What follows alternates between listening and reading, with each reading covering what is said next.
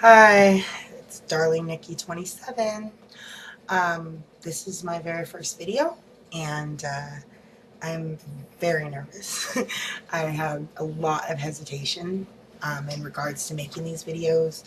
I've watched so many and just been so insecure to do my own, but I think it's about time. I think I owe it to all the girls that I subscribe to come out with something, maybe for the next girl.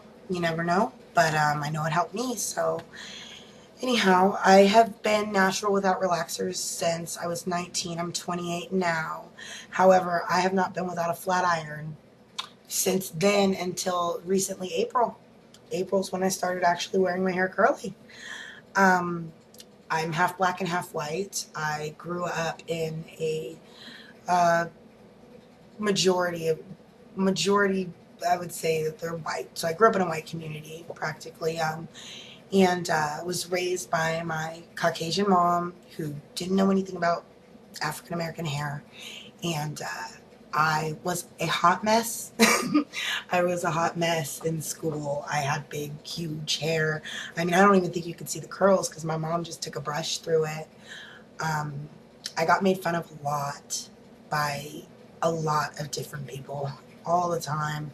And I just kind of grew up hating my hair, hating it. And as I got in high school, I decided to become one of the weird kids because that's where everybody has always told me I fit in. And so I was a weird kid for a while. I dyed my hair bright orange and I had dreadlocks and I got piercings and I was punk rock. So I felt like I fit into that community. And as I got older, I look at girls and you want to be more feminine and you want to, do the hair and do the makeup.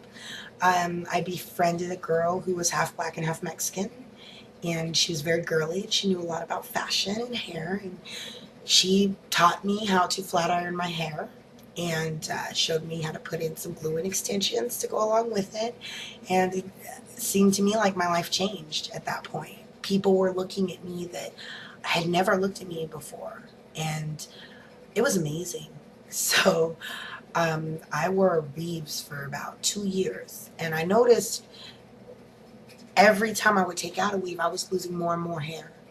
I got a Hawaiian Silky, the straightener, the relaxer, and that could have had a lot to do with it, but also the fact that me and this girl were doing our weaves in her bedroom probably did not help the situation out.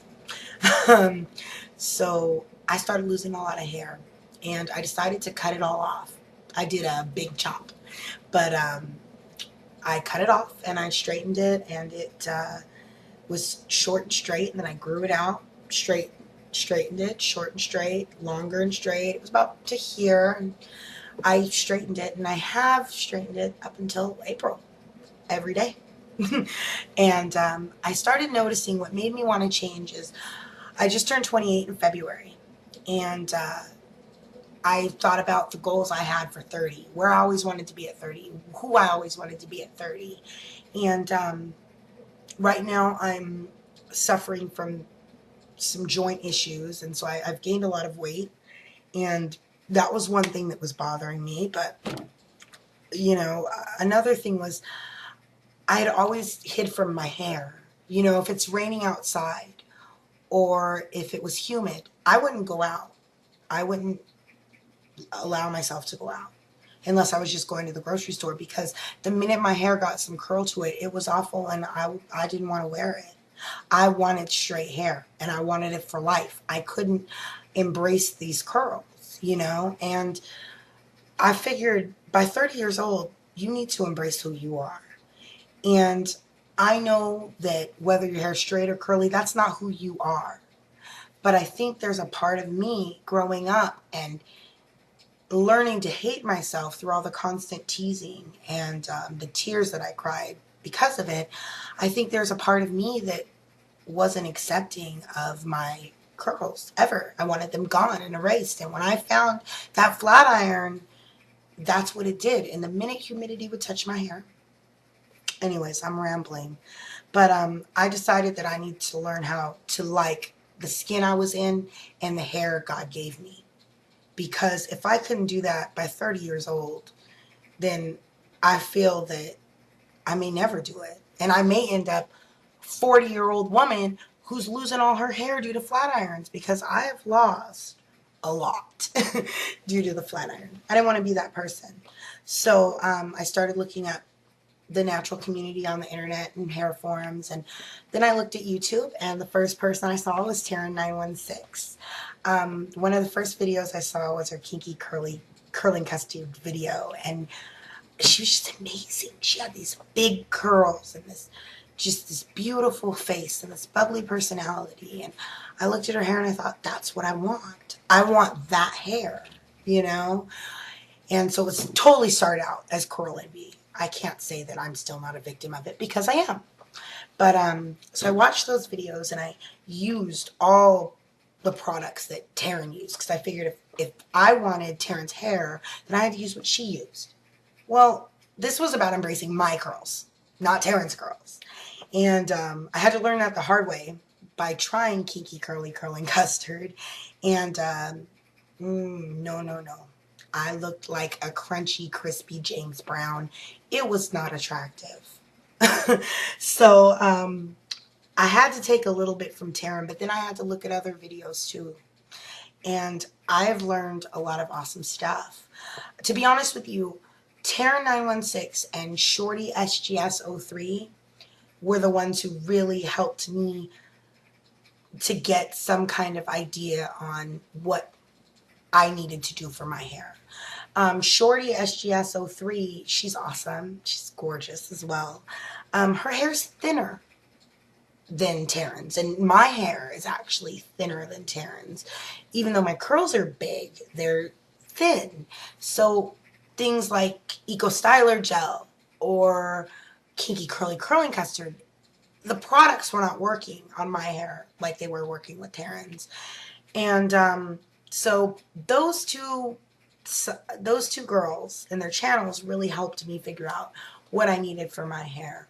Also, Kimmy YouTube, or I don't know how to say her name, but she was awesome too. She is awesome. Everybody knows about her. She's awesome, and she taught me a lot about pH, and I've just learned so much stuff here. And Taryn always says make videos, and I think it's time for me to start making videos. I've been thinking it's time for me to start making videos for a long time, but it's hard because a lot of the girls I see on here, they're absolutely gorgeous. Gorgeous, you know? Not just gorgeous hair, but tiny little bodies and beautiful faces. And I just thought, well, who's going to want to look at a channel with my big old butt in it, you know?